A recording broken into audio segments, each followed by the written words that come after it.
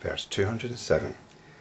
Where all things are wiped away, even a state of imagelessness ceases to exist for the Yogins. In the sameness of existence and non-existence, the fruit of wisdom is born to the wise.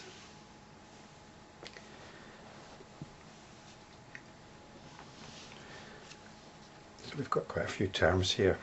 Imagelessness, sameness, existence, non-existence.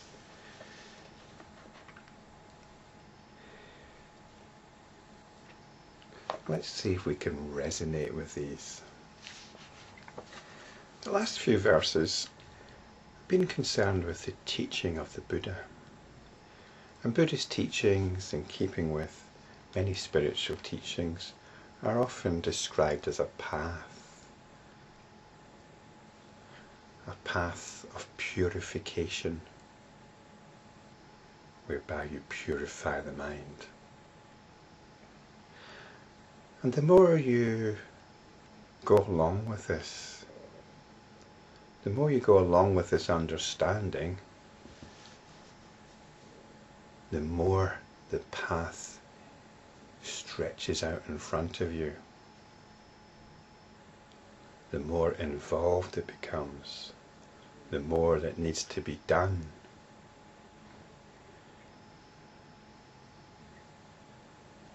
The more all-embracing it becomes.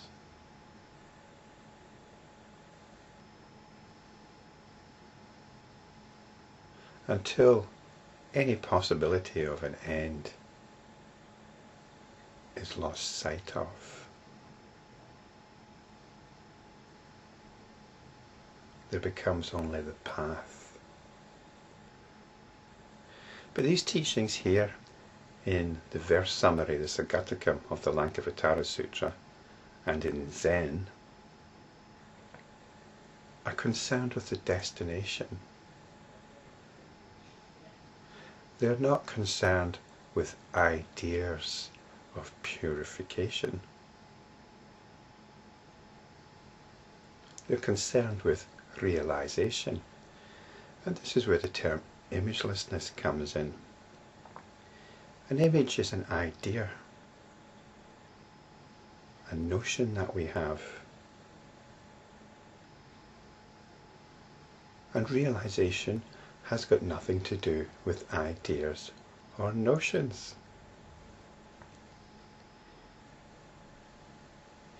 Imagelessness is what allows images or ideas, concepts, notions, beliefs to be.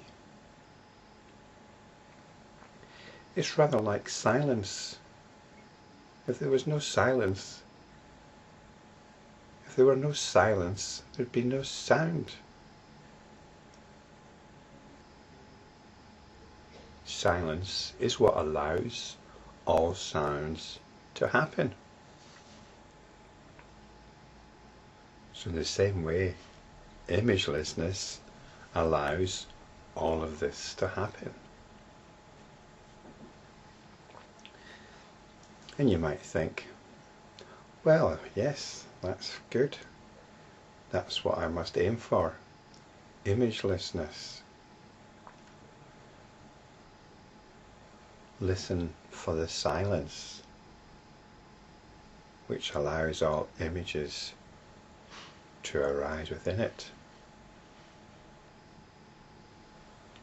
So it says here, where all things are wiped away. In other words, we're not concerned with the images, we're not concerned with the ideas, we're not concerned with beliefs and notions, we're concerned with that space within which all of these arise. We could call it awareness, I guess. We could call it awareness or consciousness. It says here, when all things are wiped away, even a state of imagelessness ceases to exist for the Yogins. So the state of imagelessness ceases to exist. We don't want to start hanging on to imagelessness. It's important to realize it, but then once realized, we need to be able to enter into ideas and notions, because this is the currency of communication. It's the currency of the reality that we're interacting in. So we need to be able to do that and come back to imagelessness, which is what we do as enlightenment practitioners.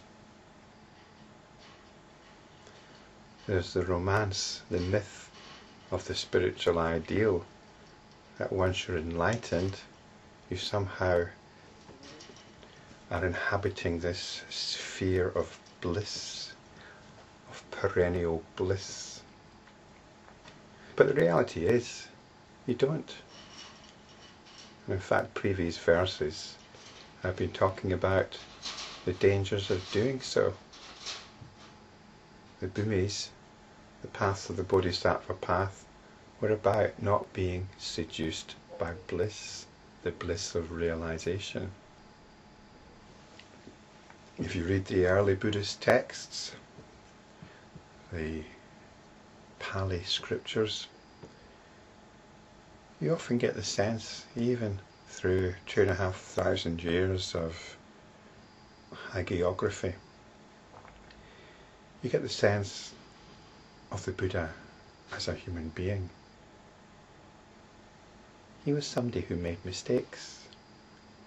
He experienced pain and annoyance and anger even. So this figure of the Buddha, which you find in living rooms, under lamps and so on, sitting serenely in meditation, doesn't quite fit in with the historical fact or the reality. But as long as we're aware that's not its intention, then they're all right. Then it's not a problem. But we can't be trying to make that our reality. So in the sameness of existence and non-existence, the fruit of wisdom is born to the wise. We could just take existence as being ideas, notions, beliefs and so on, and non-existence as being the imageless. The Enlightenment Practitioner moves between the two. This isn't quite the meaning of this phrase, but it's an important point to make. As Enlightenment Practitioners, we are, more often than not, going to fail.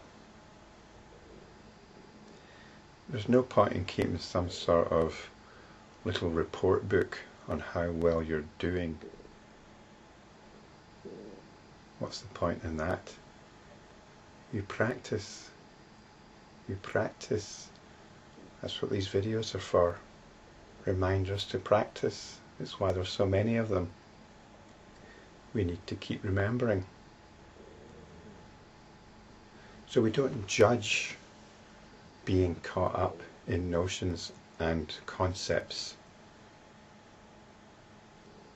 We don't judge our operating in the ordinary reality as somehow inferior to our realization. It's all part of the same dynamic. You wake up, you go to sleep, you wake up, you go to sleep, and so on. As enlightenment practitioners, we're optimizing this dynamic. We're not in a long coma. We wake up, and hopefully we don't go back into a coma, but we just go back to sleep for a short time and then wake up again. So this is it. But just to look a little bit more deeply into this, the sameness of existence and non-existence. That way of looking at it is probably very useful, but it's not quite the meaning here. Because what we're doing here once again is practicing. And when we practice, we look at our underlying beliefs, our underlying understanding. And if you're a modern Westerner who doesn't subscribe to traditional belief, you'll take the default belief that, yes, you're alive right now, and at some point you'll die. That's the understanding. You're alive, this is existence, and at some point you'll be dead. That's non-existence. So there's this big polarization, isn't there? If you're such a person, then you don't really want to think too much about death. If you're pragmatic, you'll sort yourself out, get a will made, get your funeral arrangements made and all the rest of it. Take out some policies maybe. But apart from that, you're just assuming that's the end of it, and that's the end of you. That seems to be the rational approach. Although it isn't really rational at all. When do things ever come into existence and then just stop? The bud on the tree blossoms, dies, and then come the next season blossoms again. Everything is cyclic in nature. Even if you listen to a piece of music on a CD, the music begins, the music ends, but that CD is always there, waiting to be replayed.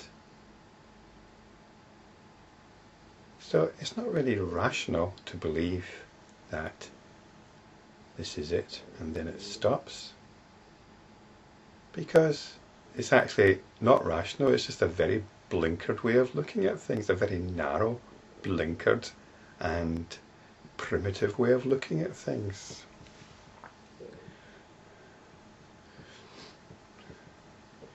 But again, if you're born in the West, or you're Western influenced, you might have a Christian belief and believe that there's some sort of existence after death.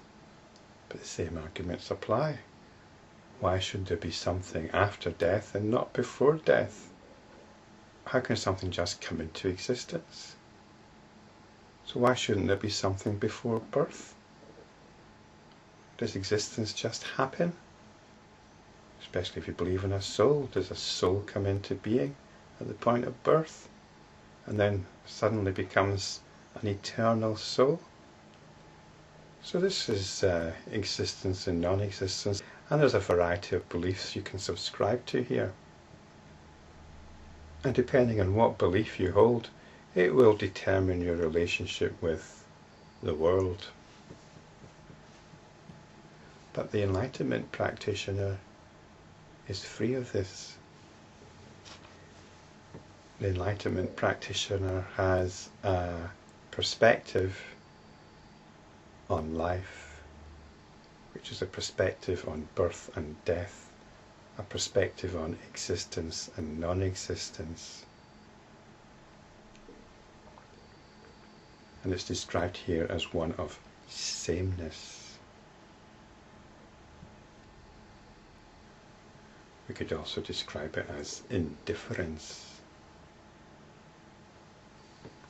If you believe in a future life, whether you adhere to a Western Christian belief or an Oriental belief, then you feel that your behaviour in this life is going to affect the outcome in a future life. The Enlightenment Practitioner has no such pressure on them. Their outlook is not determined by this. And this is what allows what is described here as the fruit of wisdom to grow.